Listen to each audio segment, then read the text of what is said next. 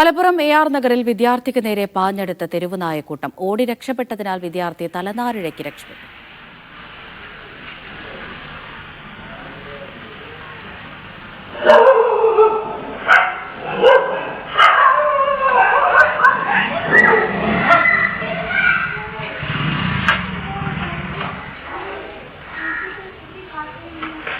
യൂനുസ് അഹമ്മദ് വിവരങ്ങൾ നൽകാനായി ചേരുന്നുണ്ട്. യൂനുസ്, പലയിടങ്ങളിലും ഇത്തരത്തിൽ തെരുവുനായയുടെ ശല്യം അതിഭീകരമായി തന്നെ ഉണ്ടാകുന്നുണ്ട്.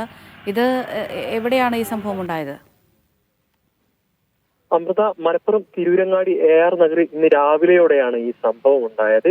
ഈ വിദ്യാർത്ഥി ഈ കടയിലേക്ക് സാധനം വാങ്ങാൻ എത്തിയതായിരുന്നു. തിരിച്ചു പോകുമ്പോഴായിരുന്നു തെരുവുനായക്കൂട്ടം വിദ്യാർത്ഥിക്ക് നേരെ പാഞ്ഞെടുത്തത്.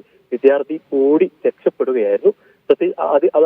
അതിന്റെ വഴിയിലൂടെ വന്ന ഒരു ബൈക്കുകാരൻ ഈ നായ്ക്കൂട്ടത്തെ കല്ലെറിഞ്ഞ് ഓടിക്കുകയായിരുന്നു. അതുകൊണ്ടാണ് വിദ്യാർത്ഥി രക്ഷപ്പെട്ടത്. അതിന്റെ CCTV ദൃശ്യങ്ങൾ ഇപ്പോൾ പുറത്തു വന്നിട്ടുണ്ട്.